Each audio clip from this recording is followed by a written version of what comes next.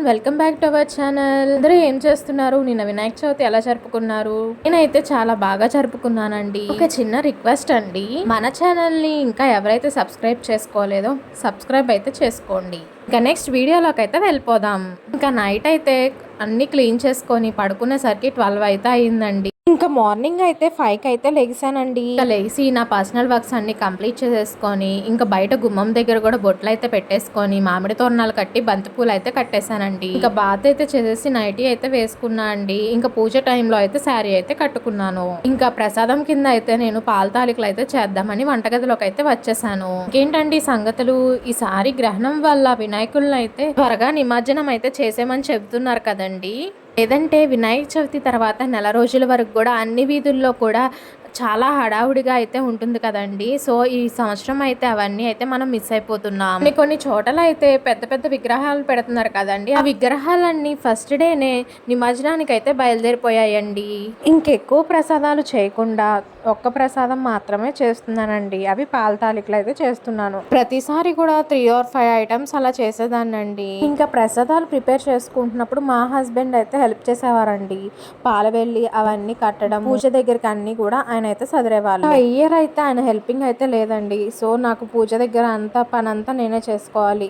ఇంకా అందుకని చెప్పి నేను ఒక ప్రసాదమే చేద్దామని చెప్పి ఫిక్స్ అయ్యి ఇంకా మిగతా ప్రసాదం కింద అయితే ఫ్రూట్స్ అయితే పెడదామని చెప్పి ఫ్రూట్స్ అయితే తీసుకున్నానండి. వర్షం అయితే ఫుల్ గా ఆగకుండా పడుతూనే ఉంది కదండి. పెద్ద వర్షం కాకపోయినా జల్లు పడుతుంది ఆగుతుంది, ఆ పడుతుంది ఆగుతుంది కదండి. వినాయక చవితికి అయితే వర్షం అయితే కంపల్సరిగా పడిద్ది అని చెప్పి మన పెద్దవాళ్ళు అయితే చెప్తూ ఉంటారు కదా. ఇంకా అలాగా ఎవ్రీ ఇయర్ అయితే నిజమవుతుందండి. నేనైతే చాలా గమనించాను.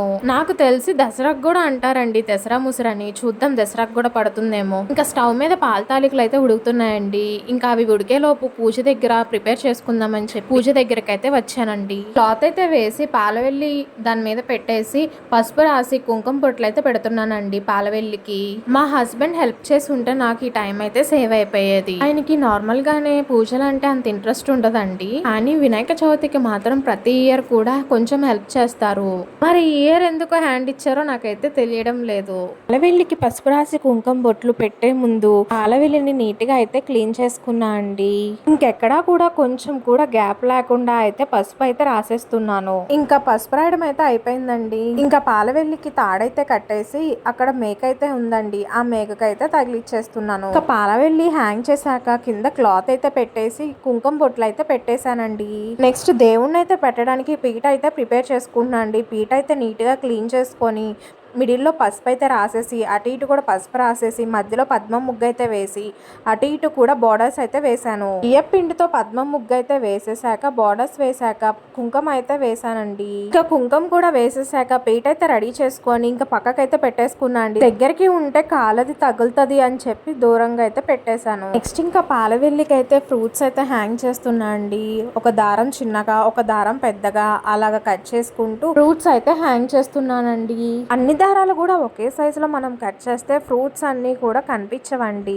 దారం లెంత్ అనేది మనం ఒకటి తక్కువగా ఒకటి పెద్దగా ఒకటి తక్కువగా ఒకటి పెద్దగా అలా కట్ చేసుకుంటే మనకి ఫ్రూట్స్ అన్ని కూడా కనిపిస్తూ ఉంటాయి అండ్ చూడడానికి కూడా చాలా బాగుంటది. ఇంకా ఫ్రూట్స్ అన్ని కట్టేశాక కత్తెర అయితే తీసి పాలవెల్లి మీద కొన్ని అయితే వేసానండి. ఇంకొన్ని ఏమో నేను స్టాండ్స్ అయితే తీసుకున్నానండి. బనానా ఇవి పిలకలు ఉంటాయి కదండి, అవైతే పెట్టడానికి 2 స్టాండ్స్ అయితే తీసుకున్నాను. అవి మీషోలో అయితే ఉంటాయండి. మీషో అండ్ ఫ్లిప్కార్ట్లో అయితే అవైలబుల్లో ఉంటాయి. ఎవరికైనా కావాలనుకుంటే తీసుకోండి. ఇంకా ఆ పిలకలు పెట్టాక ఇంకొంచెం గ్యాప్లో ఆ పత్రి అయితే పెట్టేశాను.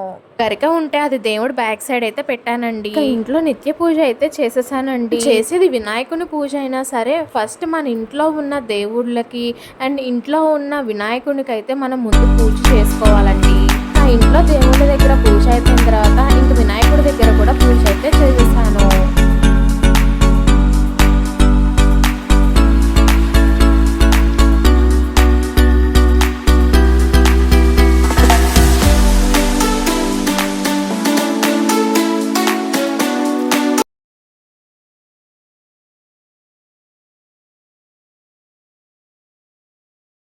కంఠాయ నమః కంఠం పూజయామి, గజవక్త్రాయ నమః వక్త్రం పూజయామి, విఘ్నహంత్రే నమః నేత్రం పూజయామి, శూర్పకర్ణాయ నమః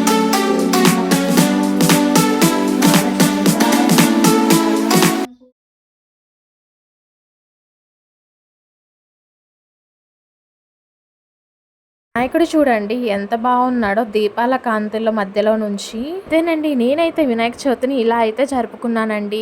మళ్ళీ ఇంకో వీడియోతో మళ్ళీ మీ ముందుకు వచ్చేస్తాను. చూస్తూనే ఉండండి మన ఛానల్ని ఎవరైతే సబ్స్క్రైబ్ చేసుకోకుండా చూస్తున్నారో వాళ్ళందరూ ప్లీజ్ సబ్స్క్రైబ్ చేయండి. ఓకే, బాయ్ బాయ్ అండి. Have a nice day. కూడా వినాయక చవితి శుభాకాంక్షలు.